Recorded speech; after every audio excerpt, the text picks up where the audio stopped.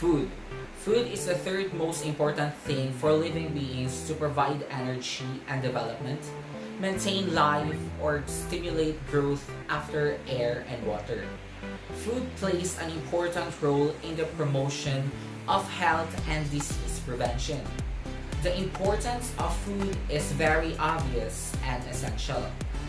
Food provides us the nutrients and energy for us to develop and grow, be active and healthy, to move, play, work, think, and learn.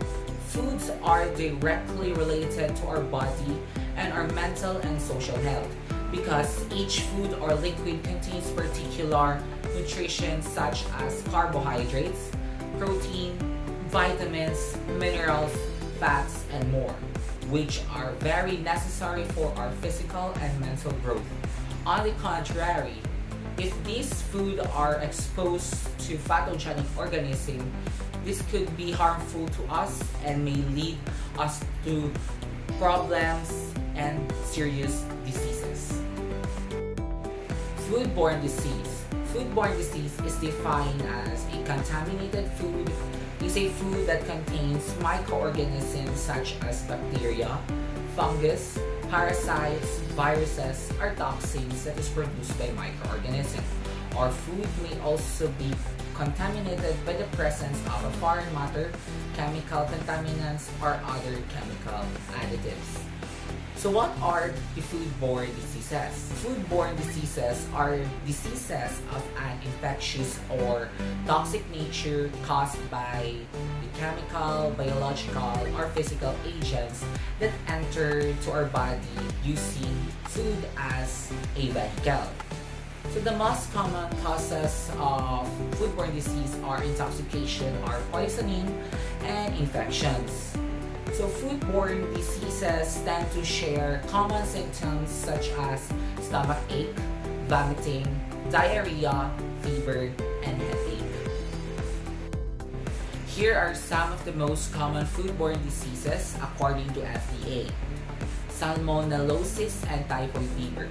The agent here is Salmonella SSP, is a gram-negative bacteria. In Salmonella genus, there are two species that may cause disease in humans, such as the Salmonella enterica and Salmonella bouroni, which is Salmonella enterica is one of the greatest concern for public health. Depending on the serotype, they may produce two kinds of disease, the non-typhoid salmonellosis and typhoid fever. The mode of transmission here is through oral, and the incubation for non-typhoid salmonellosis is up to 6 to 72 hours after exposure, and it could last for 4 to 7 days, while the typhoid fever, the incubation is 1 to 3 weeks after exposure, and the duration could last up to 2 months. The symptoms for non-typhoid salmonellosis are nausea, vomiting, abdominal cramps, diarrhea, fever, and headache.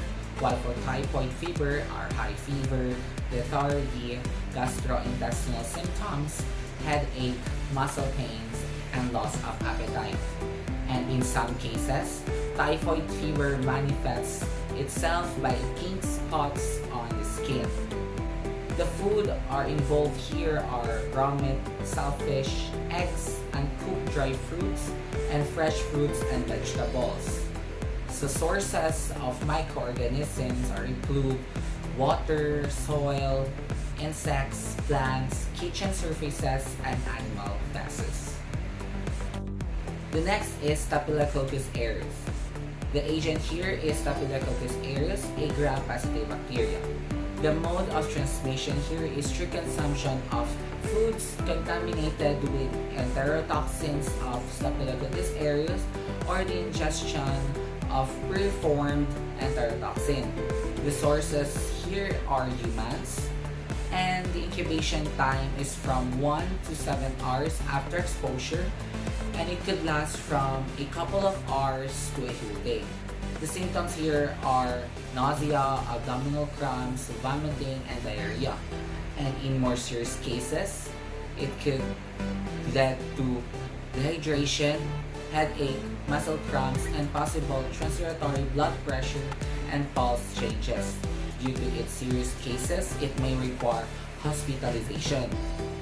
The food that are associated with this kind of food poisoning, it includes meat and meat products, eggs, salads, bakery products, milk, and dairy products. The frequently outbreaks are related to a high degree of handling during the processing and preparation of foods and or lack of proper refrigeration. And lastly, enterocolitis caused by enteropathogenic E. coli. The agent here is Escherichia coli, a gram-negative bacteria.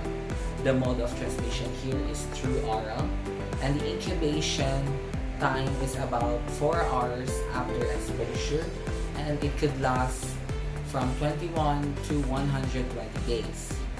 The symptoms are water diarrhea, vomiting, and low-grade fever. The food that are associated here are all foods and liquids that is contaminated with feces that may transmit the diseases. Example of the diseases transmission is a person infected with E. coli fails to wash their hands thoroughly after the toilet and before handling food. Prevention. In order for us not to have these food-borne diseases, there are some preventions that could help us in order not to get these diseases. These are wash the raw products thoroughly through cooking, proper personal hygienes like bathing and washing of hands, separation of raw and cooked foods, proper refrigeration, and prevention to cross-contamination.